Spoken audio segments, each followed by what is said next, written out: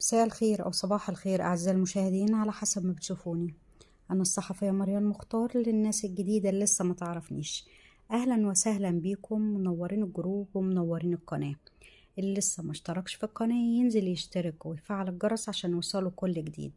لايك وشير وكومنت وسبسكرايب علشان أقول لكم العريس لما بيروح يتقدم للعروسة وهو واخد أهله معاه بيقول لها أنا هجيب لك شقة وهتبقى بيتك ومملكتك وملكك ومحدش ليه حاجة معاكي، وهتعيشي براحتك وهوديكي أماكن عمرك ما شفتيها.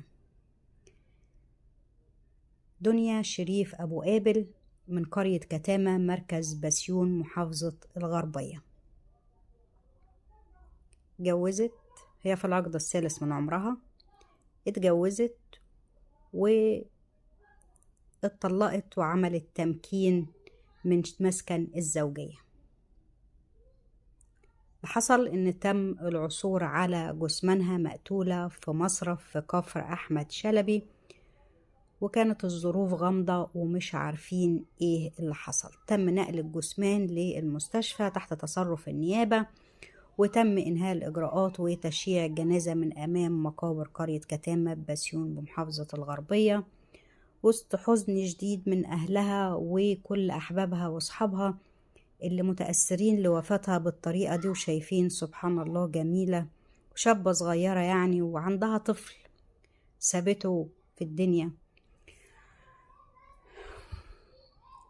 التحريات أثبتت إن طليقها هو اللي قتلها هو ووالده بعد حكم المحكمة بتمكينها من مسكن الزوجية.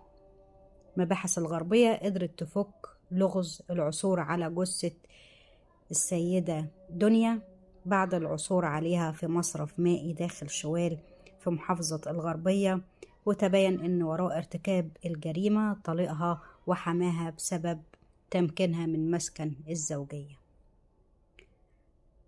مسكن الزوجية اللي بعد الطلاق بيبقوا عايزين يرموا مراتاتهم وعيالهم برا، هنا قتلوها، مش رموها بس برا، قتلوها علشان ما تاخدش مسكن الزوجية، وحاليا تم القبض عليهم وهيقضوا حياتهم في السجن، وإن شاء الله ياخدوا جزائهم عن ما ارتكبوه بأيديهم.